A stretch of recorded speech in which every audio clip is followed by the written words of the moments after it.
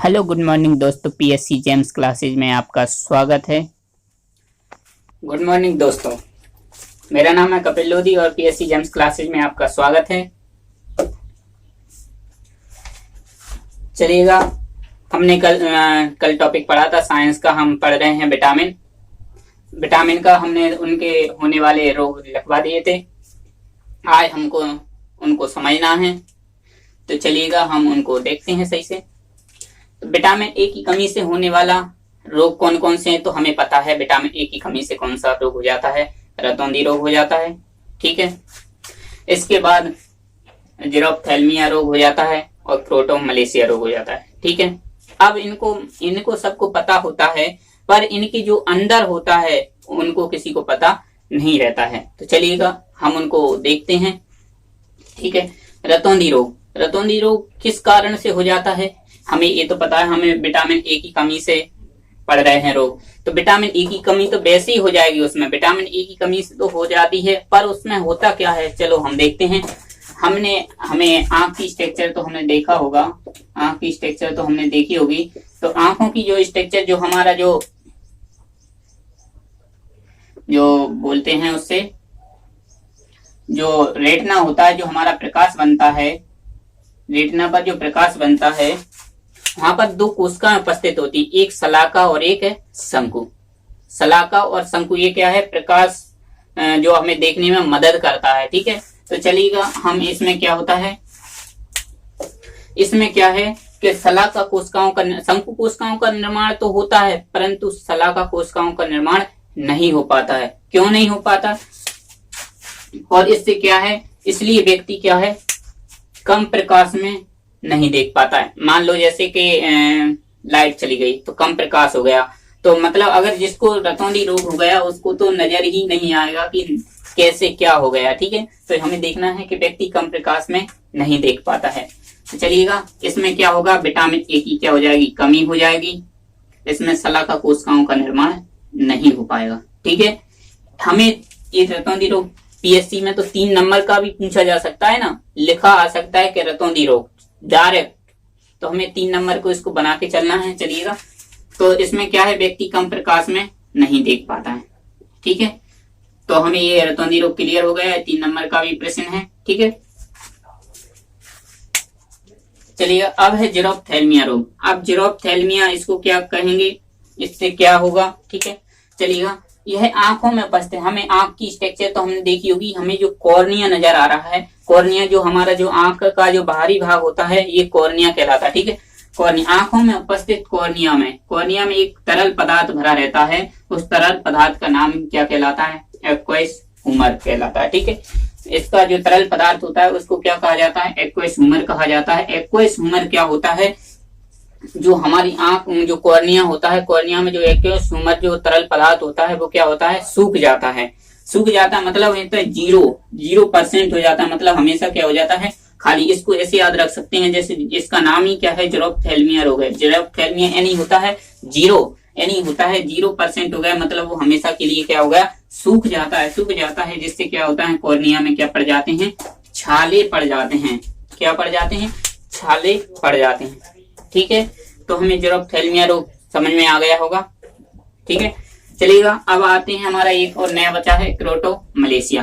क्रोटोमलेशिया हमारा ये क्या है, रोग बचा हुआ है। तो ये हमें पता है कि पढ़ क्या रहे। अगर मान लो हमें कोई समझ में नहीं आ रहा कि हम इसमें क्या लिखें, तो लिखने का तरीका क्या है, हम पढ़ क्या रहे हैं, विटामिन ए और उससे कमी से होने वाले रोग। तो सबसे पहला पॉइंट तो यही रहेगा कि विटामिन ए की कमी से सबसे पहले क्या होगा, पहला पॉइंट तो यही होगा, विटामिन ए की कमी से होने वाला रोग है। ठीक है, इससे क्या होगा, थोड़ा सा हमें जानकारी होना चाहिए। इससे क्या हो जाएगी, तो जो हमारी जो कोशिका होती है, कोशिका की जो भित्ति होती है, कोशिका नहीं, इसमें क्या होता है, जो गलत लिख गया इसमें, कोशिका नहीं, इसमें क्या हो जाएगा, कॉर्निया जो हमारी आंख का जो कॉर्निया रहता है, कॉर्निया की भित्ति क्या होती है, क्षतिग्रस्त हो जाती है। जो हमारी जो कॉर्निया है, कॉर्निया की जो भित्ति क्या हो जाएगी, क्षतिग्रस्त हो जाती है। इससे कॉर्निया का जो तरल पदार्थ है, तरल पदार्थ कौन है, एक्वस ह्यूमर, हमने पहले पढ़ चुका है। एक्वस ह्यूमर क्या होता है, हमेशा बहने लगता है, तरल यानी जैसा पानी बहता नहीं, ऐसी ये भी बहने लगता है। इसे किससे रोग हो जाता है, क्रोटोमलेशिया रोग हो जाता है। आपको समझ में आ चुका होगा। ठीक है, आप पहले इसका स्क्रीनशॉट ले लो। ठीक है, आगे बढ़ते हैं। पहले आप इसका स्क्रीनशॉट ले लीजिए या इसको नोट कर लीजिए, चलेगा। हमारा आज विटामिन ए समाप्त हो चुका है। अब हम विटामिन डी को पढ़ेंगे।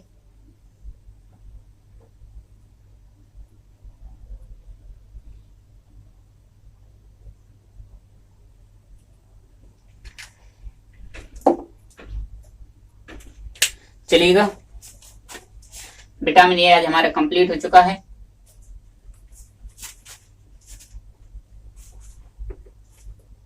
यहाँ पर देखना,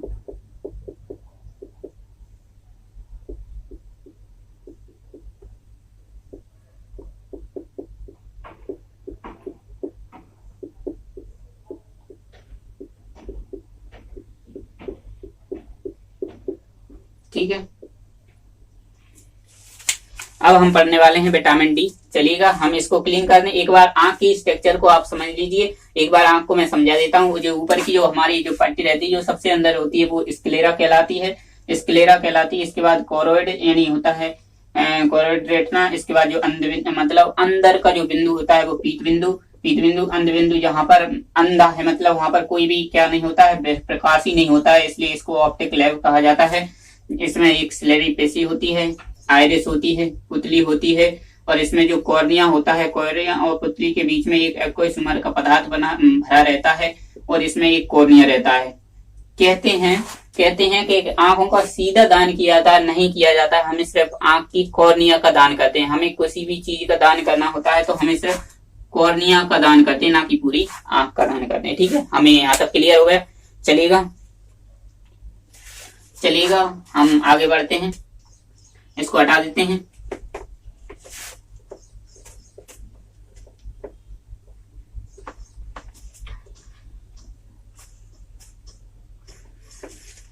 चलिएगा, आज हम पढ़ने वाले हैं विटामिन डी।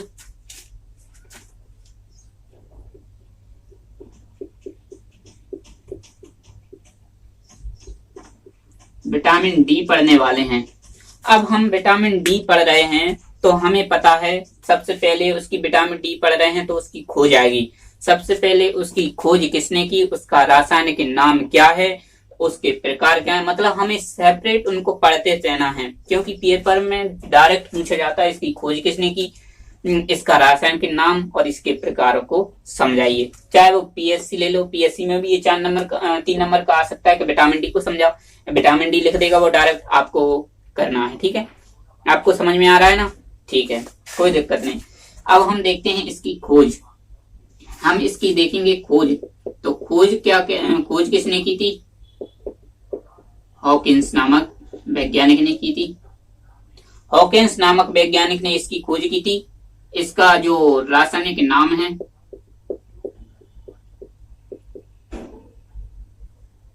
रासायनिक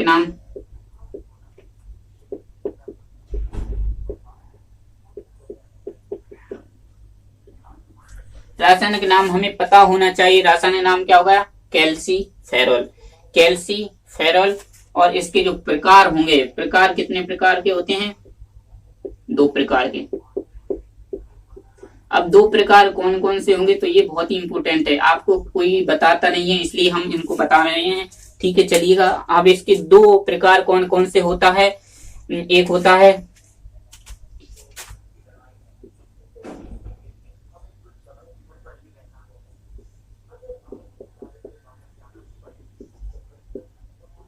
इसको बोल सकते हैं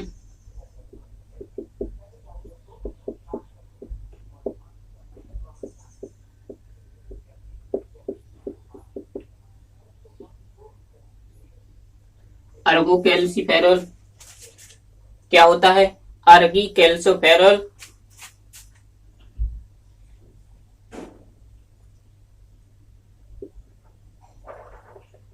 और क्या होता है?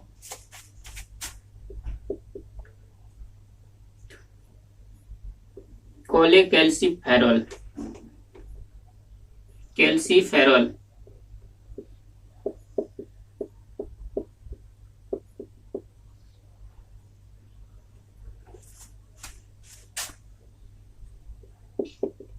अर्गोकैल्सिफेरॉल और कोलेकैल्सिफेरॉल होता है। एक तो उनका कैल्शियम से ही नाम से संबंधित है, इसलिए आपको याद जल्दी हो जाएगा।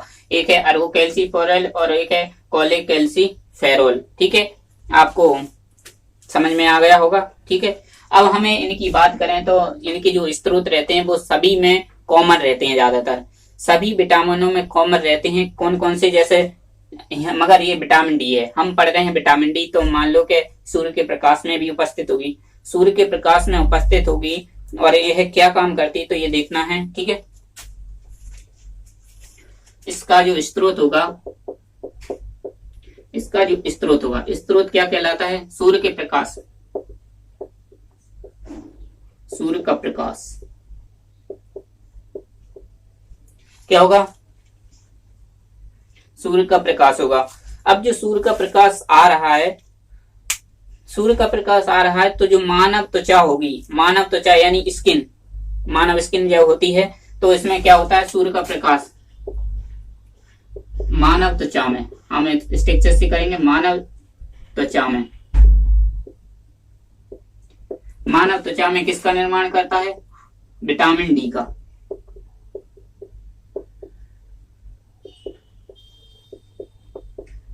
विटामिन डी का क्या करता है? निर्माण करता है। ठीक है, कर दिया।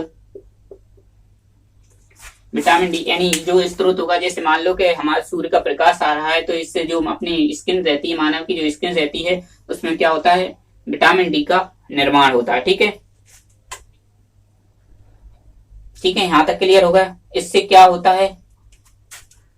कोलेस्ट्रॉल का निर्माण होता है।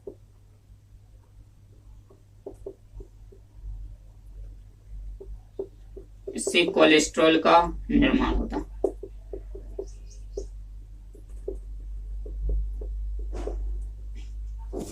अब इसमें क्वेश्चन कैसे आते हैं, तो चलिए देखते हैं हम।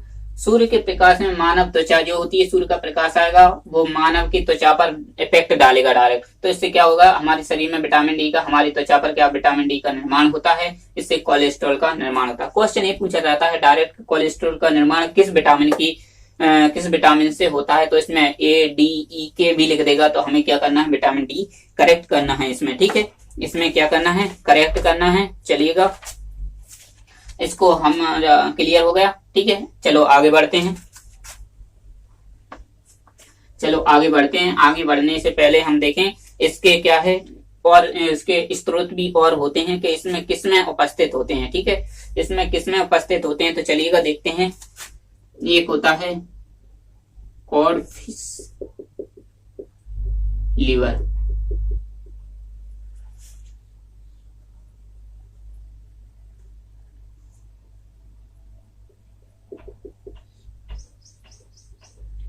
Cold liver oil. ठीक है, कोल्ड लिवर ऑयल है, मतलब होता है मछली के तेल में,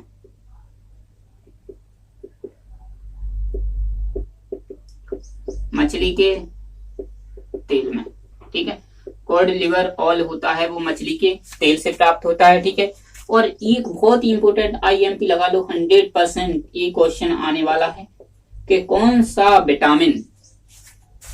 विटामिन हार्मोन की तरह व्यवहार करता है, कौन सा विटामिन हार्मोन की तरह व्यवहार करता है, तो विटामिन डी।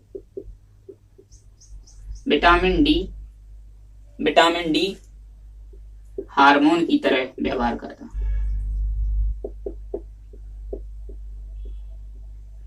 हार्मोन की तरह क्या करता है? व्यवहार करता है। तो ये बहुत ही इंपॉर्टेंट है, ये 100% लगा लीजिए, ये क्वेश्चन आएगा। ये बी नहीं, ये डी है। विटामिन डी हार्मोन की तरह क्या करता है? व्यवहार करता है। ठीक है, चलिएगा, अब हमें देखना है इसकी कमी से होने वाले रोग। चलिएगा, हम देखते हैं आगे। इसको तो उतार लीजिए या स्क्रीनशॉट ले लो जल्दी।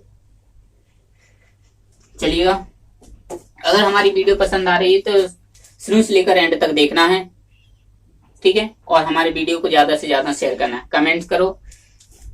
ठीक है, चलिएगा, इससे होने वाले रोग, कमी से रोग होंगे कौन सा?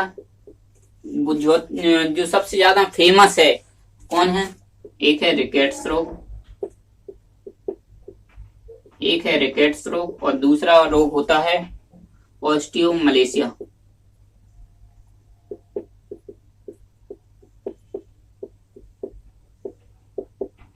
ऑस्टियोमलेशिया। अब देखना ये है, अब देखना ये है, चलिएगा, अब देखना ये है तो हमें क्या करना है, ठीक है।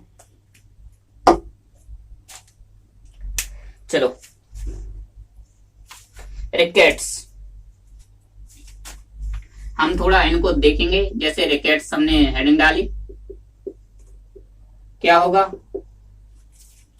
इससे क्या हो जाएंगी, हड्डियां कमजोर हो जाती हैं। इससे हमारी जो हड्डियां रहती हैं वो क्या हो जाती हैं, कमजोर हो जाती हैं। हम शॉर्ट लिखेंगे, हड्डियां कमजोर व लचीली हो जाती हैं।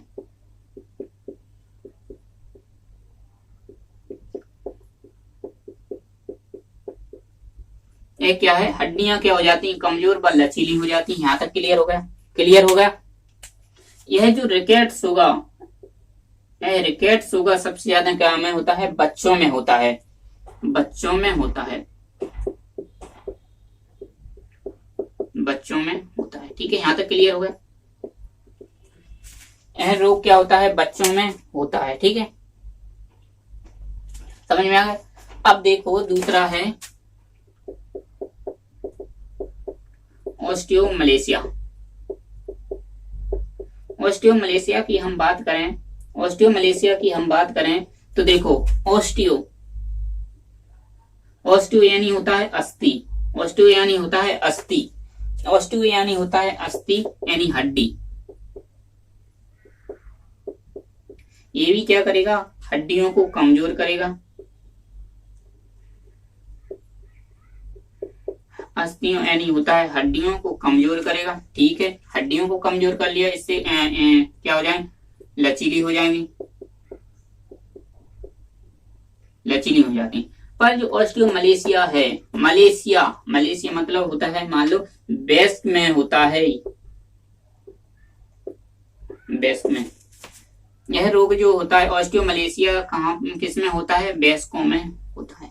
ठीक है, अब हमने क्या देखा कि विटामिन डी, विटामिन डी की कमी होने वाले रोग कौन कौन सा है। सबसे पहले है रिकेट्स। रिकेट्स रोग क्या होता है, हड्डियां कमजोर हो जाती हैं, लचीली हो जाती हैं। और यह सबसे ज्यादा रोग क्या होता है, बच्चों में होता है, बच्चों में हो जाएगा। इसके बाद ऑस्टियोमलेशिया आते हैं। ऑस्टियोमलेशिया में इसमें भी ऑस्टियो यानी अस्थि होता है, अस्थि यानी होता है मतलब हड्डियां कमजोर हो जाती हैं, लचीली हो जाती हैं। और इस रोग होता है वेस्ट में रोग होता है। क्लियर हो गया? आई होप यो मतलब हमें आशा ऐसी है कि मतलब आपको समझ में आ चुकी होगी। ठीक है, हमने आपको वैसे अच्छे समझाया है। तो हम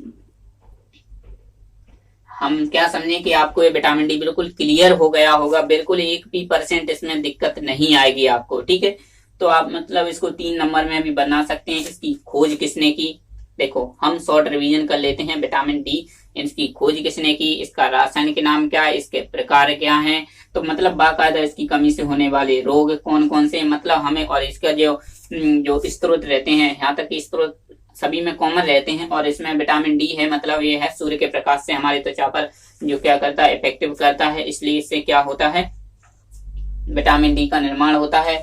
और इससे क्या होता है, कोलेस्ट्रॉल का निर्माण होता है। ठीक है, और इससे रोग कौन कौन से होते हैं, एक रिकेट्स और एक है ऑस्टियोमलेशिया। रिकेट्स यानी बच्चों में होता है, ऑस्टियो यानी होता है वेस्ट में होता है। ठीक है, चलिएगा आज हम अपनी क्लास को यहीं पे ड्रॉप करते हैं। इससे पहले हमारी वीडियो को लाइक करें, शेयर करें, कमेंट्स करें। अगर आपको वीडियो पसंद आ रही है तो शुरू से लेकर लास्ट तक देखिए और हमेशा सबसे ज्यादा लोगों के लिए शेयर करो, क्योंकि आपके दोस्त भाई सभी के लिए मतलब ये बहुत ही लाभदायक होने वाली है वीडियो। चलिएगा आज हमारी वीडियो को हम यहीं पे रोकते हैं।